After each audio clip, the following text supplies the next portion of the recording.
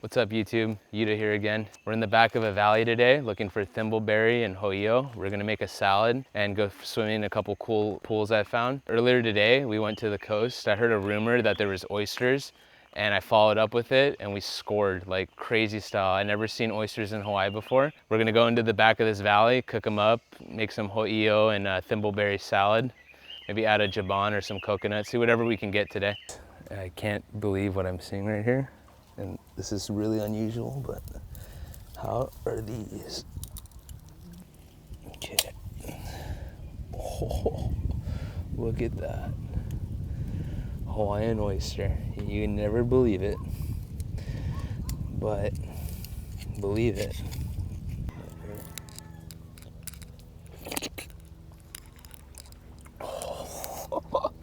Bro, it's clean. When I'm foraging, you know, I always hear rumors about stuff from friends and other people, and you never know really what to believe until you go check it out. And then, of course, there's busts all the time. Like I'll hear about a dragon fruit forest, or I'll hear about this or that, and then I get there and it's not what it seems. But then every so often, I absolutely score, like right now. And the thing with foraging, nothing's ever guaranteed, you know. It's like I'm not guaranteed I'm gonna find an oyster. Like, it's crazy. And that's my favorite thing about foraging is like the unexpectedness, the uncertainty, and then just like who would ever think that this exists here, you know. I found peaches, I found plums, I found strawberries before. Everything in nature is like manifesting.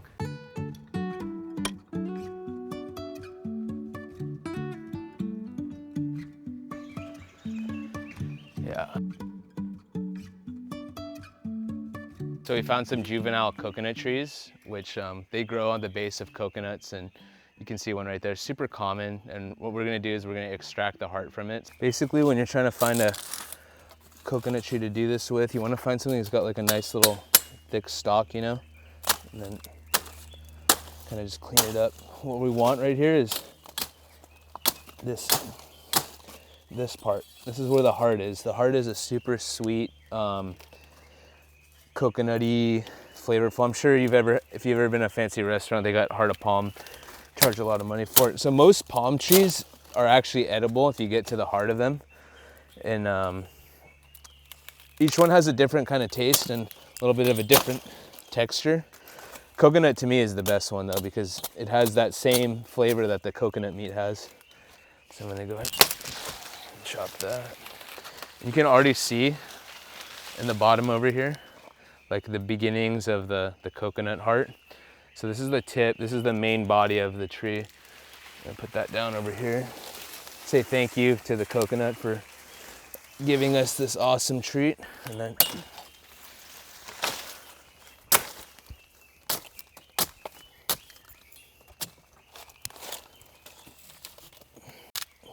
if you're gonna do this, be careful, mindful of your machete all the time, because I could easily chop my hand off. Or, oh, here's a little old coconut right there too. That could easily end up being another one of these. This is the beginning of the heart right there. So what I'm gonna do is I'm gonna cut along it. So this guy right here, this is the beginning of the heart. And we're gonna just go in and kind of expose it. Let's see what we got. Yeah, still pretty fibrous. It's not really, we want it to go lower. Oh, there we go. So now I can see it. You see right here? Let me focus. You can see the fibers right here, they're real thick, but once you get to this slick inside part, this is where it gets to be edible. Oh, that's that. First little piece. Yep, that's it. Sweet, nutty tasting, absolutely delicious right there.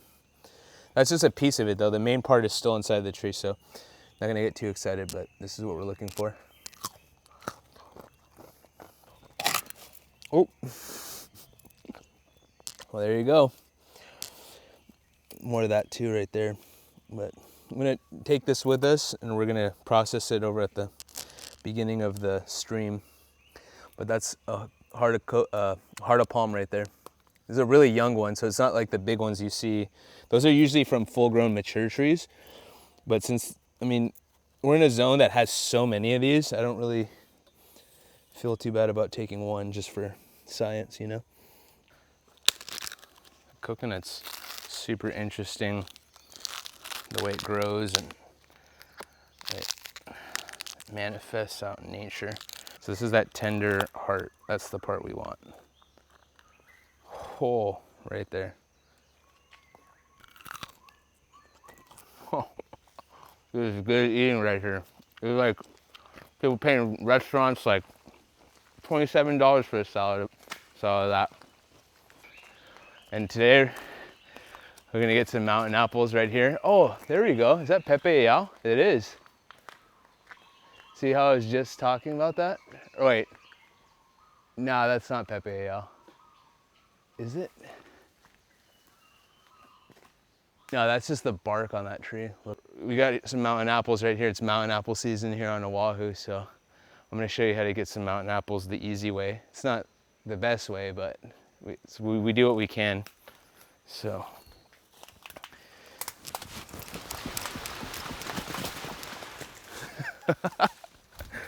There we go. Yeah, they're gonna break and stuff, but minor. Oh, they're good ones. Throw a little mountain apple in the salad too. Oh, like just what I said, dude. Look at that, right there. Pepe Yao mushroom, fat one. Check this out. See, this makes me excited. This is what reason why I do this, because it's like that they like the song, dude. I played the song and they came. Look, right here. Oh, this is like a perfect flush too. So what we got here, so I forgot to get shiitake mushrooms from the store for the salad today, but I was also counting on hopefully finding what we just found. And this is Pepe Yao, Hawaiian wood ear mushroom. See how it looks like someone's ear? Oh, centipede, oh fuck. Gotta watch out for the little baby centipedes. They actually sting way harder than the big ones because they're filled with like brand new poison, and it's like way more concentrated. Yeah, just be careful, you know, with anything. And then look at all this, dude. This is like one of the biggest ones I've ever found. And of course, there's gonna be little bugs in here and there. It's wild, you know. It's never guaranteed. And fucking awesome. Look at that. Cherry. But one of my favorite things to eat. This is actually a different type of, there's like a couple different types of Pepe Yao I found out through my book. And this is one of the better ones because this is like soft, tender flesh. The other ones can get really hard and also kind of fibrous. But we're gonna cook this over the fire a little bit to neutralize if there's any bacteria on them. You can eat them raw too, but I'm not really feeling that adventurous with mushrooms, especially in the wild. Here's some more Jamaican vervain. We're gonna put this as a garnish on our salad today because, you know, everyone loves edible flowers now, so just get some wild ones. It's gonna add the aesthetically pleasing look to it. Plus they taste like mushrooms, which is gonna add another flavor layer to our salad today. Yeah, so right here is a downed koa tree. Oh, and look, on the branches up there, I can actually see a couple mushrooms. I see looks like a white snow fungus in the corner up there. So you see koa like this and it's dead already and the branches are starting to fall off. It's a really good place to look for mushrooms. Like I can see right here already different types of mushrooms. And then you have a white snow fungus right there. Awesome tree for mushrooms once it's been like falling off. So let's check these branches actually, because the branches usually hold the mushroom. So this is actually the koa pod, and these are the seeds in here. So I'm gonna take these seeds and we're gonna see if we can sprout them and grow some koa trees from it. I just found some snow fungus right here. It's pretty interesting. Today we found, this is the third edible mushroom. usually only find one or two, and if one is around, I usually don't find the other. But awesome. And on the one that I always find it on, Albizia branches, which are like a go-to for these. They always are inside of it.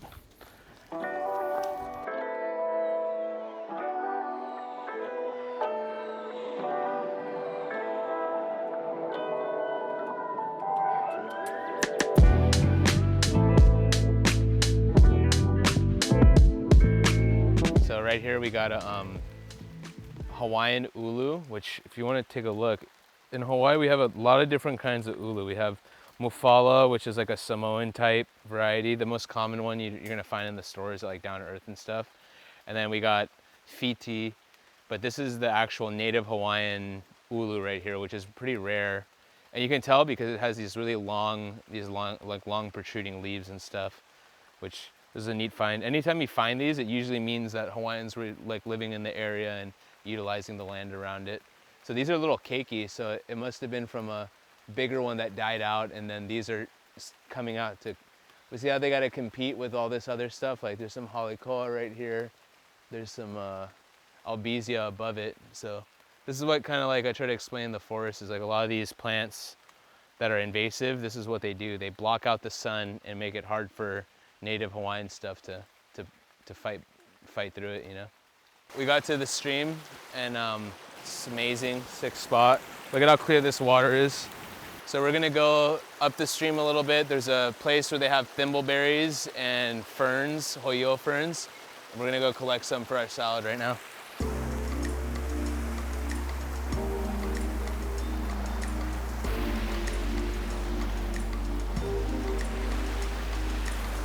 I'm gonna traverse this little river. Try not to get swept away in the process. Just got swallowed by the freaking stream right here. Hopefully I don't get swept away by the river right now. We got thimbleberries, not a lot, but we got hoi'o. That's the one right there. Super rare for Oahu. I mean, you see them sometimes on ridges, one or two, but that whole wall is just loaded with them. So now we're gonna take our hoi'o, get a fire started. I'm gonna roast them right on the coals, and then we're gonna make a salad out of it. I like to cook hoi'o a little bit. It's got a little bit of a sliminess to it if you don't cook it thoroughly. And we're gonna also light up some of those mushrooms. And then you're gonna find a rock, one of these river rocks, and heat it up. Use it as like a hot plate to cook everything on it. Okay, so we're gonna start to make a fire right now. It's really wet back here, so we're gonna just use what we can. We got a bunch of bamboo husk, and then we got some of the root, regular bamboo, and then the albizia stem, the albizia branches. So this stuff should take up pretty good. So we're just gonna lightly kinda, I don't know, it's not gonna really blanch, but we're gonna roast these right over the fire. What we're trying to do is just kind of like cook them a little bit, but not fully cook them. So it's got an incredible smell when it's getting roasted like that.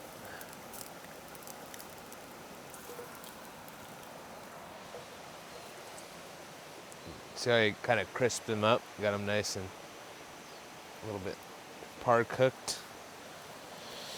Stoked. This is the heart of palm right here. So I'm trying to go for like the real, I'm sure it's still good. Look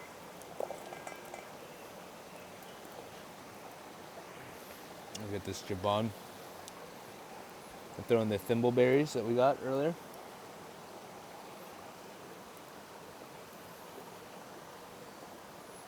Jabons are like a pomelo is another word for them. Like a big grapefruit, basically.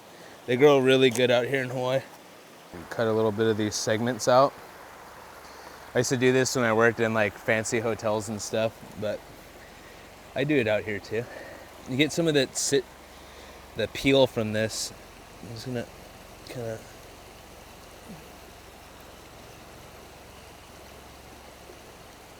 Just want a little bit, just for the dressing. So I'm gonna throw in the raw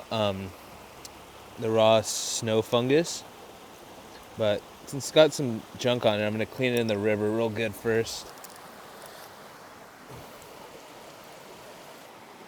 So snow fungus has got an interesting texture. It's almost like a al dente pasta.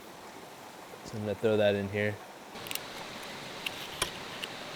Okay, so ooh, this is a nice one. I thought this was gonna be a dumb one.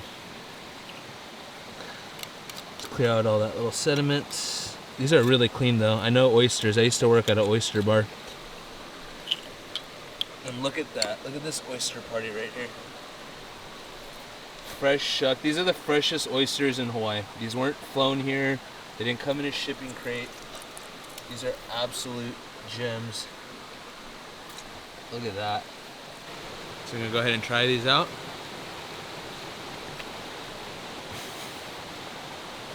Fucking kidding me, bro. Check this out.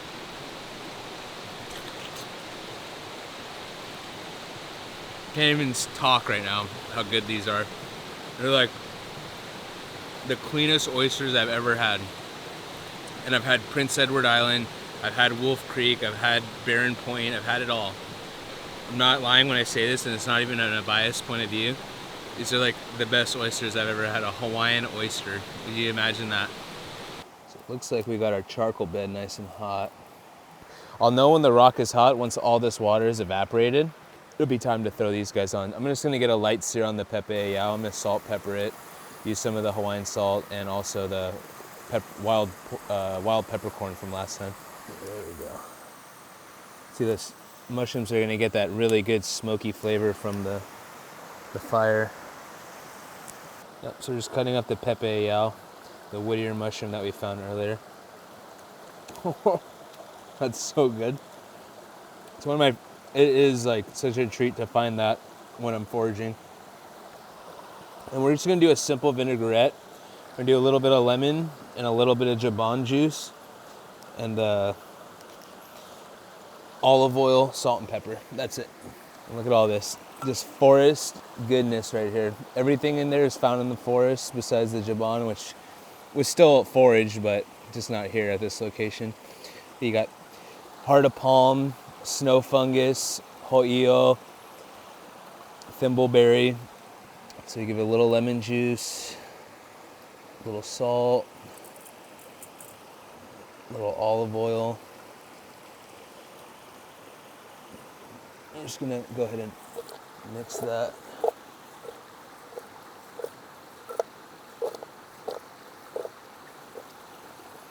Look at that. That's just pure forest goodness right here. So you got that amazing smoked ho'io, some of that pepe yao,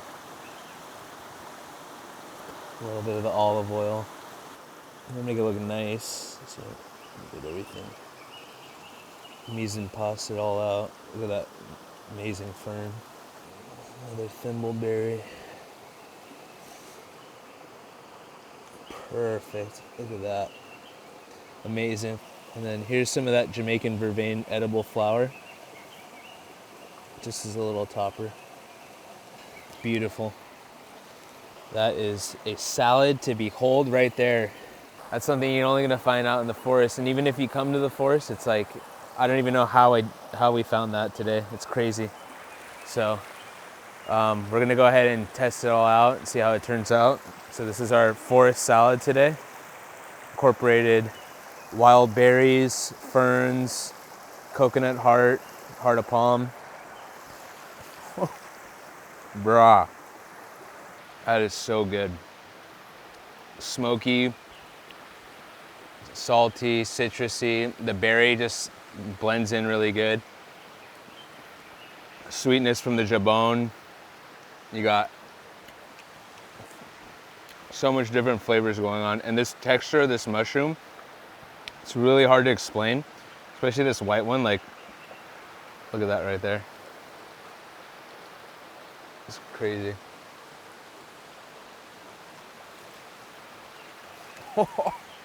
So good. Yeah, this isn't unreal. It has like a bacon flavor almost a little bit because of that sear it got on the rock right there. And just the flavor of the smoke just goes really good with the fiddlehead, fern head. Getting on this.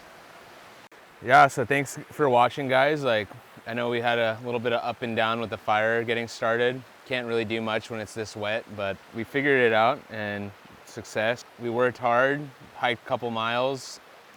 Now we're gonna go take a swim in this amazing water right here and just freaking cool off, have some coconut, chill out. Thanks for tuning in, guys. And we got really lucky today. So awesome for you guys to follow, and make sure to like and subscribe and stay tuned for the next adventure. I think we got some more cool stuff in store.